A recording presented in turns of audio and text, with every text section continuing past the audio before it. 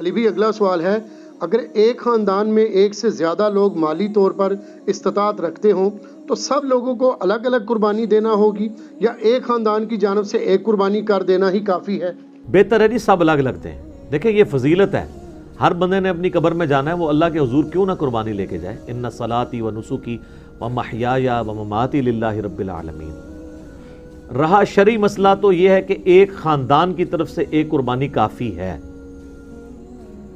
وہ سنن ابن ماجہ میں بھی اور جامع ترمذی میں حدیث موجود ہے. ابو ایوب انصاری رضی اللہ تعالیٰ عنہ سے جب پوچھا گیا تو انہوں نے فرمایا کہ ہم نبی علیہ السلام کے زمانے میں ایک خاندان کی طرف سے ایک ہی بکری قربان کیا کرتے تھے.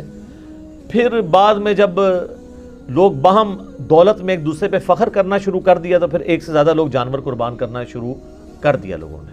اور ایک اور حدیث ہے سنن ابن ماجہ میں بھی المستدرک للحاکم میں، ایک اور صحابی کہتے ہیں کہ ہم تو ہمیشہ سے پورے خاندان کی طرف سے ایک ہی جانور قربان کیا کرتے تھے، بکری یا بکرا، اور لیکن اب میرے گھر والے مجھے اکساتے ہیں تو ہم یعنی ایک دوسرے پہ روب ڈالنے کے لیے کہ ہمسایوں نے تو 3 بکرے دیے ہیں، تم کیوں ایک.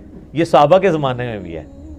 سر یہ جو ہائری پیڑی ہے جو ہم کہتے ہیں نا اس پیڑی نے تیار نہ کرتا، یہ وہ جو ایک خاندانی ٹسل ہے، یہ تو وہ صحابی کہتے ہیں اب مجبوراً ہمیں اپنے گھر والوں کے اکسانے کے الفاظ ہیں، اکسانے پہ ہم بھی 1-2 بکرے زیادہ کر دیتے ہیں. ورنہ شرعی مسئلہ یہی ہے کہ ایک خاندان کی طرف سے ایک قربانی. یہ خاندان سے مراد ایک چولہا ہے. ایک چولہا اس اعتبار سے کہ میاں بیوی بچے. اب آپ کو گھر ایسا لے آئیں کہ جہاں پہ 5 فیملیز رہ رہی ہیں اور چولہا ایک ہو تو وہ آپ کہیں گے ایک قربانی نہیں، وہ 5 خاندان ہے. چولہا عموماً بولا جاتا ہے اس اعتبار سے کہ ایک کوئی مرد ہے، اس کی بیوی اس کے ساتھ ہے، اس نے ماں باپ بھی اپنے ساتھ رکھے ہوئے ہیں، ایک ہی چولہے سے کھا رہے ہیں، تو وہ اس اعتبار سے ایک خاندان ہے. تو لیکن اگر 5 خاندان ایک جگہ پہ رہ رہے ہیں اور دیگ پکاتے ہیں اور وہ کہیں چولہا ہمارا ایک ہے، تو دیگ پک رہی ہے تو سر ایک گائے بھی لے سکتے ہیں، وہ 5 مل کے 5 حصے اس میں رکھ لیں. 5 تو خیر کم سے کم ہے، زیادہ سے زیادہ 7 ہے. اچھا یہ بھی بعض لوگوں میں مشہور ہے کہ جی 7 ضروری پورے کر رہے ہیں، نہیں، 7 زیادہ سے زیادہ. ایک بندہ بھی ایک گائے دے سکتا ہے، 2 بندے بھی مل کے ایک گائے دے سکتے ہیں. بکرا نہیں 2 بندے مل کے دے سکتے گائے. تو اگر 5 گھر میں خاندان ہے، ویسے خرچے ان کے علیحدہ علیحدہ ہیں، صرف ایک چولہا اکٹھا ہونے سے یہ نہیں ہوگا کہ ایک خاندان بنے گا. اب یہ تو نہیں ہے کہ بھی ایک بھائی کی سالی کی شادی آئی ہے تو دوسرا بھائی اس کے بچوں کو وہ بوٹ لے کے دے رہا ہے اور 7 جوڑا لے کے دے رہا ہے، وہ اپنے باقی خرچے بھی تو کر رہے ہیں نا. تو اس اعتبار سے اگر میاں بیوی بچے یہ ایک خاندان ہے،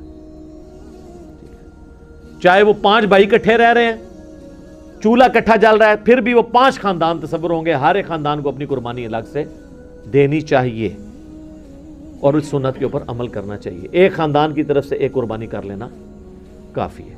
ٹھیک ہے. علی بھی اگلا سوال ہے، اگر کوئی شخص آلریڈی مقروض ہے تو کیا وہ قربانی دینے کے لیے قرضہ اٹھا سکتا ہے یا قربانی نہ دے؟ قربانی کیوں نہ دے جی، کروڑ پتی لوگ بھی مقروض ہیں. یہ بڑے بڑے فیکٹریوں کے مالکوں سے آپ پوچھیں، انہوں نے کروڑوں میں قرضے اٹھائے ہوئے ہیں. وہ ایکویٹی تو ان کی 40% ہے، 60% تو ڈیٹ انہوں نے بینکوں سے اٹھایا ہوا ہے. وہ تو سب سے پہلے تو ان کی قربانی ساقط ہو جائے گی جو امریکن بیل چپ فٹ شدہ جو ہے منگوا کے یہاں پہ قربان کر رہے ہیں. اگر آپ ان کو دیکھیں مقروض وہ بھی ہیں. یہ قرضہ جو ہے یہ عارضی قرضہ ہے. یہ اس قرضے کو وہ قرضہ نہیں کہا جاتا کہ جس کی بنیاد پہ قرضہ یہ ہے کہ ایک بندہ قرضے کے تلے اس طرح دب گیا کہ اس کی 2 وقت کی روٹی محال ہو گئی ہے اور وہ روکھی سوکھی کھا کے گزارا کر رہا ہے، اس کو مقروض کہا جاتا ہے. کروڑ پتی لوگوں کو مقروض نہیں کہا جاتا. وہ تمہارے پرائم منسٹر صاحب بھی کہتے ہیں اتنی تنخواہ لے کے بھی کہ میرا مشکل سے چولہا جلتا ہے. تو قربانی تو پرائم منسٹر میں بھی کوئی نہیں بن رہی ہوگی. اس طریقے سے اگر دیکھا جائے بڑے بڑے فیکٹری آنرز جو ہیں تو وہ اس طرح نہیں ہے. قرضہ اٹھا کے آپ کریں. یہ کمیٹی آپ نے قرضہ ہی تو ڈالی ہوتی ہے، کمیٹی ڈال لیں. سالی کی شادی کے لیے ڈالتے ہیں، بھائی کی شادی کے لیے ڈالتے ہیں کمیٹیاں، اور وہ جوتیاں اور کپڑے ہوں تب بھی نئے لے کے دیتے ہیں بچوں کو. اس کا خرچہ نکالیں تو ایک بیل میں حصہ ڈالنے سے تو کم ہی بنتا ہے. یہ بیل میں حصہ ڈالنا تو اس سے کم ہی بنتا ہے. آج کل ایک ایوریج شادی کے اوپر 15-20 ہزار روپے لگ جاتا ہے. تو سر 12-13 ہزار روپے کا آپ بیل میں حصہ نہیں ڈال سکتے. ضروری ہے کہ آپ نے بکرا ہی لینا ہے، بیل میں حصہ ڈال لیں. تو یہ جو آپ نے کمیٹی بھی ڈالی ہوتی ہے، اگر ایک سپوز لاکھ روپے کی آپ کی کمیٹی نکلی ہے، تیسری یا چوتھی، اور 10,000 روپیہ مہینہ ہے، تو چوتھی آپ نے کمیٹی جب لے لی ہے تو آپ نے ابھی تک تو 40,000 اس کو جمع کروایا ہے نا کمیٹی والے کو, 60,000 تو آپ نے بعد میں کرانے ہیں, لیکن ₹1,00,000 آپ نے پہلے ہی اٹھا لیا ہے, تو 60,000 کے تو آپ بھی مقروض ہیں. تو پھر تو دنیا میں کوئی بندہ ہی نہیں بچے گا. لوگ اتنے بولے بن کے نہ وہ کہتے ہیں, کئی لوگ پوچھ رہے تھے وہ جی قرضہ بھی ہے, زکوٰۃ بھی دینی ہے, قرضہ بھی جو مائنس کریں گے, اور مائنس بھی کتنے الٹے طریقے سے کرتے ہیں. اس طریقے سے تو الٹا اس کو زکوٰۃ دینی پڑ جائے گی. وہ پتہ کس طرح کر رہے ہوتے ہیں, مثلا ایک بندے کا کاروبار ہے 1 کروڑ روپے کا, 40 لاکھ روپیہ اس کا اپنا تھا سرمایہ, 60 لاکھ اس نے بینک سے اٹھایا قرضہ, کتنا ہو گیا 1 کروڑ. اب وہ جب حساب کرنے لگتا ہے نا سال بعد, وہ کہتا ہے جی میں نے 1 کروڑ روپیہ کاروبار میں لگایا ہوا ہے, تو 1 کروڑ کی زکوٰۃ جو ہے وہ کیسے نکالی. وہ پھر کہتا ہے کہ دیکھیں جی میرا تو اپنا تھا 40, 60 میں نے بینک سے اٹھایا, تو 60 میں سے 40 نکل گئے, تو 20 لاکھ کا تو میں ابھی بھی مقروض ہوں. تو میں تو مقروض ہوں, میں کیوں زکوٰۃ دوں گا. حالانکہ وہ بیوقوف بھول جاتا ہے کہ کاروبار میں اس نے 1 کروڑ لگایا ہوا ہے. یہ 60 لاکھ 1 کروڑ میں سے مائنس ہونے ہیں, 40 لاکھ میں سے نہیں مائنس ہونے. 40 لاکھ تو اس کا اپنا تھا نا, 60,000 اس نے قرضہ اٹھایا, تو ٹوٹل کتنا ہوا 1 کروڑ. اب کاروبار میں 1 کروڑ لگا ہوا ہے, 1 کروڑ میں سے 60 لاکھ مائنس ہونا ہے, اپنے 40 جو بھی وہ 60 کاٹ دیتے. ٹھیک ہے, ویسے ماشاءاللہ آپ ان کو دیکھیں, ان پڑھ چٹے ان پڑھ ہے, کروڑوں کا بزنس کر رہے ہیں, آپ کو جناب زبانی پورے دن کا حساب کتاب بتا دیں گے, اور نام نہیں اپنا لکھ سکتے, کاروبار میں اتنے تیز ہیں. دعائے قنوت پھر بھی نہیں یاد ہوگی ان کو, جنازے تو ویسے ہی نہیں آتا نا, غور پہ ہے کوئی اور. تو یہ سارے بہانے ہیں جی قربانی کے. میں تو پوری کوشش کرتا ہوں کہ اس کے اوپر لوگوں کو ترغیب دلائی جائے کہ قربانی نہ مس کریں. سر یہ بہت بڑی نعمت ہے. آپ قیامت والے دن اور کچھ نہیں ہے تو حضرت ابراہیم علیہ السلام سے سفارش کے لیے عرض کر سکتے ہیں, ان کی سنت کو زندہ رکھا, ان کی سنت آپ نے زندہ, سنت ابراہیمی کو زندہ رکھا. کوئی ایک نیکی اپنے ساتھ رکھیں اور اچھی چیز قربان کریں, ریاکاری کے لیے نہیں. جس طرح وہ یہ بھی دیکھیں آپ, یہ ٹی وی چینلز پہ شروع ہو جائے گا.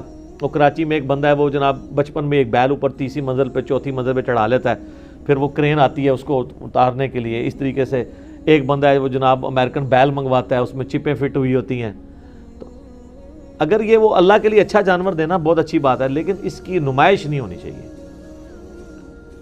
ریاکاری ہوئی تو اعمال برباد ہونے کا خدشہ ہے. مسند احمد میں حدیث ہے, جس نے دکھلاوے کے لیے نماز پڑھی اس نے شرک کیا, حالانکہ پڑھی نماز ہے. دکھلاوے کے لیے روزہ رکھا اس نے شرک کیا, اور دکھلاوے کے لیے اللہ کی راہ میں صدقہ کیا, یہ صدقہ ہی ہے نا اللہ کی راہ میں قربانی کرنا, تو اس نے شرک کیا. اور جو مسلم شریف میں حدیث ہے کہ قیامت والے دن ایک سخی کو, ایک شہید کو, ایک قاری کو بلایا جائے گا, اللہ تعالیٰ تینوں کو اپنی نعمتیں گنوائے گا.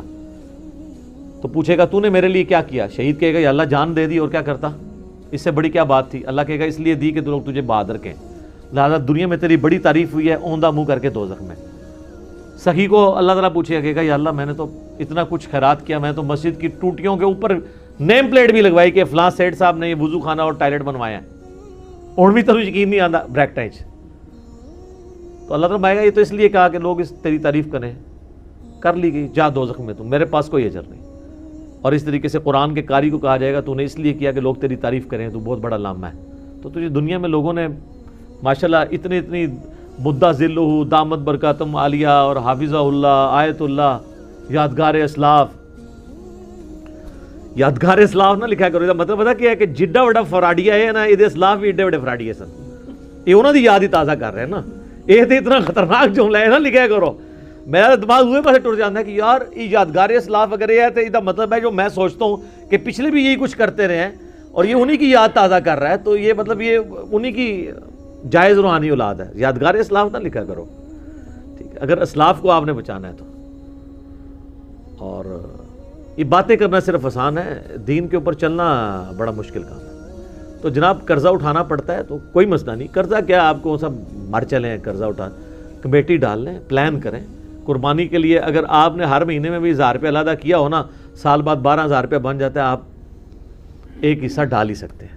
تو اس کو جس طرح باقی خرچے رکھے ہوئے ہیں نا, بچوں کی فیس, بچوں کی فیسیں آج کل 2,000 سے تو سٹارٹ ہو رہی ہیں ایک عام نارمل سکول کے اندر, تو 24,000 روپے تو آپ بچوں کی فیس بھی سال کی دے رہے ہیں.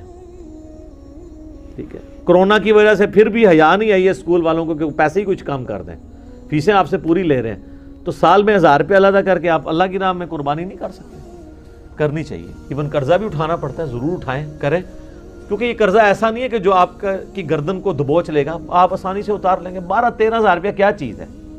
اب اس چکر میں نہ پڑ جائے کہ میں نے جا کے 50,000 روپے دی کوئی بیتل بکری جا کے لینی ہے, تو وہ تو ظاہر ہے اتنا بڑا ہاتھ بھی نہ ڈالیں آپ. ٹھیک ہے, نارمل قربانی کر لیں جو آپ گھر میں.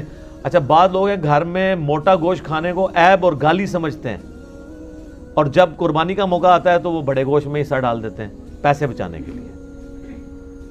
تو چاہیے یہ کہ پھر جو اگر آپ چھوٹے گوشت کو پریفرلی گھر میں کھاتے ہیں, صرف چھوٹا گوشت جو کھا رہے ہیں میں ان کی بات کر رہا ہوں, جو مکس کر کے کھا رہے ہیں ان کی بات کر رہا ہوں, تو آپ کو پھر قربانی بھی چھوٹے گوشت کی ہی دینی چاہیے. لن تنالوا البر حتى تنفقوا مما تحبون. تم کبھی بھی نیکی کے اعلیٰ درجے کو نہیں پا سکتے جب تک کہ پسندیدہ چیزیں اللہ کی راہ میں خراب نہ کرو. ویسے موٹے گوشت سے آپ گن کھائیں اور کہیں جی ساڑھے گھر سے پکدے ہی چھوٹا ہے. جدو قربانی دی واری آئے تھے وہ جناب موٹا گوشت کا حصہ 13,000 روپے کا بن رہا ہے اور بکرا جو ہے وہ آ رہا ہے 30,000 روپے کا. ادھر جناب تمہیں یاد آ جائے کہ وہ جی ابراہیم علیہ السلام جڑے نا وہ بھی بنایا بچڑا لائے سن فرشتے واسطے, تے موٹا گوشت سنت ابراہیمی ہے. ٹھیک ہے سر, بڑا گوشت سنت ابراہیمی ہے اور چھوٹا گوشت سنت محمدیہ ہے صلی اللہ علیہ وآلہ وسلم. بخاری مسلم میں حدیث شفاعت جو ہے وہ سٹارٹ ہی اس سے ہوتی ہے کہ نبی علیہ السلام کے سامنے دستی کا بکری کا گوشت رکھا تھا, آپ وہ ساتھ ساتھ کھا رہے تھے اور آپ نے شفاعت والی حدیث بیان کی کہ قیامت والے دن سب کے سب لوگ پہلے حضرت آدم کے پاس جائیں گے. وہ حدیث کا آغاز ہی بخاری مسلم کا اس سے ہوتا ہے, اور اس سے یہ بھی ثابت ہوا کہ کھانا کھاتے ہوئے گفتگو کرنا سنت ہے. لیکن یہ اس میں احتیاط بھی ہے. بعض لوگ بہت بڑے بڑے نوالے لیتے ہیں, ساتھ گفتگو کرتے ہیں, بعض کا سانس کی نالی میں چلا جائے نا تو لگ پتہ جاتا ہے. یہ جو منع کرتے ہیں نا لوگ کھانا کھاتے ہوئے بولنا نہیں چاہیے, یہ کوئی شرعی مسئلہ نہیں ہے, بلکہ اس لیے کہا جاتا ہے کہ وہ کھانا کھاتے ہوئے بعض اوقات وہ سانس کی نالی میں چلے جاتا ہے. اور آپ کو پتہ ہے یہ جینون بیماری بھی ہے بعض لوگوں کو. میں کئی ایسے لوگوں کو جانتا ہوں جن کو معدے کا ایشو ہے نا, ان کو ڈاکٹرز نے باقاعدہ کہا ہوا ہے کہ آپ نے کھانا کھاتے وقت نا صرف کھانا کھانا ہے, نہ باتیں کرنی ہے, نہ ٹی وی دیکھنا ہے, اور آپ نے اپنے ذہن میں حاضر کرنا ہے کہ آپ کھانا کھا رہے ہیں, کیونکہ دماغ کے سگنل پھر وہ ایسے چلیں گے کہ آپ کا خوراک کی نالی میں نہیں جائے گا. یہ جینون پرابلم ہے. یہ اذانیں شروع ہو چکی ہیں, بقیہ کے سوالات انشاءاللہ اذانوں کے وقفے کے بعد.